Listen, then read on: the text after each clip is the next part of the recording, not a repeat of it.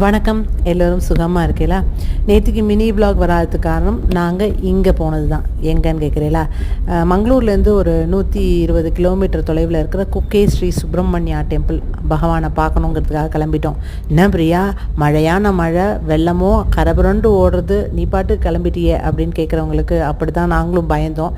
But ஆகணும் அப்படின்ட்டு மனசில் தீர்க்கமாக முடிவு பண்ணியாச்சு. அப்படின்னா நிற்கவே கூடாது. எத்தனை தடை வந்தாலும் அந்த முருகன் நம்மளை கூப்பிடுவான் அப்படிங்கிற ஒரு மன தைரியத்தோடு கிளம்பிட்டோம் கார் வச்சுட்டு. பயங்கர மழை, ஒரு துளி கூட ஒரு இடத்துல கூட மழை நிற்கவே இல்லைங்க. ஆனாலும் எந்த ஒரு தடையும் இல்லாமல் நாங்கள் முன்னேறி போயிட்டே இருந்தோம். போகிற வழியில் எங்கள் டிரைவருடைய வீடு எங்கே இருக்குதுன்னு சொல்லி பார்த்துட்டு வந்தார். அந்த வீட்டு தோட்டம் எனக்கு அப்படியே ரொம்ப கண்ணை பறிச்சுதா. உடனே அந்த மழையை பார்க்காம நான் உங்களுக்கு எடுத்து உங்களோட ஷேர் பண்ணுறேன். வெத்தலை கொடி பாருங்கள் எப்படி செழித்து வளர்ந்துருக்குல்ல. மழை அவ்வளோ சூப்பராக பெஞ்சு இந்த இடமே க்ரீனரியாக இருந்தது. ரொம்ப பிடிச்சிருந்தது. நல்லா எடுத்தோம். ஃபஸ்ட் கிளாஸான முருகனுடைய அருள் கிடைச்சிது. உள்ளேயும் கூட்டம்தான். நான் மட்டும் பார்த்தா போகாதே, அந்த கோயிலுடைய கோபுர தரிசனம் கோடி புண்ணியம் இல்லையா, அது உங்களுக்கும் கிடைக்கணும் அப்படிங்கிறதுக்காக ஒரு கொடையை பிடிச்சிண்டு உங்களுக்கு கோபுர தரிசனத்தை காட்டுறேன்.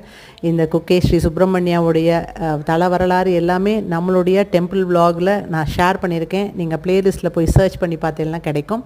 அங்கேருந்து ஃபஸ்ட் கிளாஸாக முருகனை பார்த்துட்டு அவருடைய பிரசாதத்தை சாப்பிட்டுட்டு அங்கேயும் இங்கேயும் நின்று ஃபோட்டோவும் எடுத்துட்டு பார்த்தீங்களா, ரணகலத்துலேயும் ஒரு குதூகலமாக பண்ணிவிட்டு நிம்மதியாக வீட்டுக்கு திரும்பி வந்து சேர்ந்தோம். இன்றைக்கி என்ன லன்ச் மெனு அப்படிங்கிறத நான் ஷேர் பண்ணுறேன். பாய் பாய்.